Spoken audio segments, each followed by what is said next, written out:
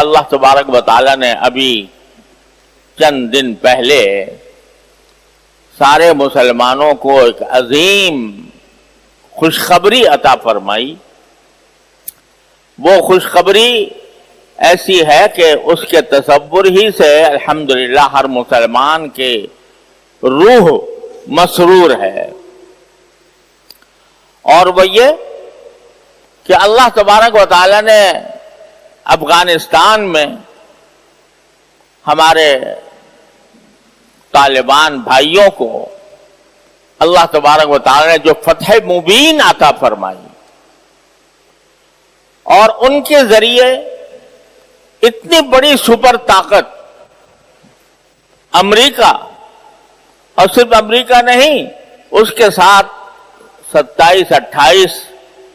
ممالک کی فوجیں جن سے وہ 20 سال سے نبردآزما تھے، اللہ تبارک و تعالی نے ان کو ذلیل اور رسوا کیا اور ایمان والوں کو،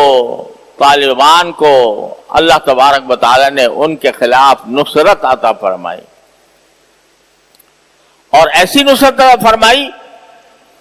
کہ اس سے تمام اندازوں کو فیل کر دیا.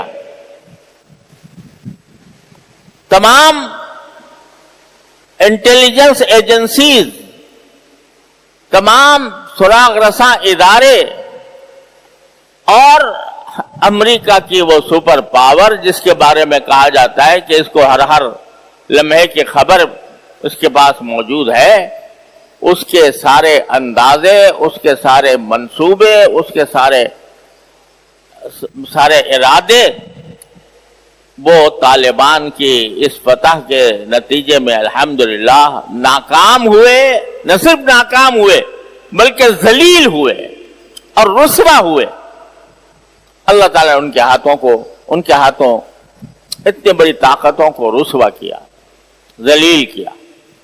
اور ان کو فتح مبین عطا فرمائی. لیکن یہ سب کچھ ایسا نہیں ہوا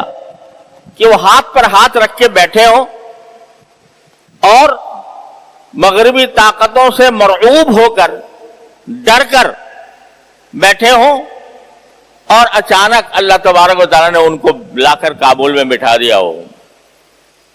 بلکہ اس کے پیچھے 20 سال کی جد و جہد ہے، 20 سال کی قربانیاں ہیں. 20 سال تک انہوں نے جس عزم و ثبات اور جس ولولے کے ساتھ دنیا کی اس سپر طاقتوں کا مقابلہ کیا، ان کے پاس ساز و سامان تھے، ان کے پاس لاؤ لشکر تھے، ان کے پاس دنیا کی جدید ترین ٹیکنالوجی تھی، اور ان کے پاس اگر دیکھا جائے تو ان کے پاس فضائی طاقت بھی نہیں تھی، ان کی کوئی ایئر فورس بھی نہیں تھی کہ جو کئی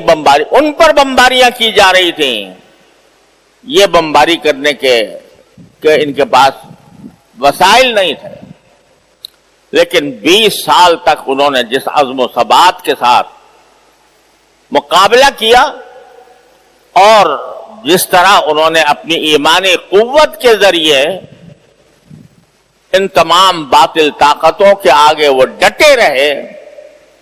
اللہ تعالیٰ نے اس کا صلہ ان کو آج عطا فرمایا کہ آج ساری دنیا انگوش بدندہ ہے،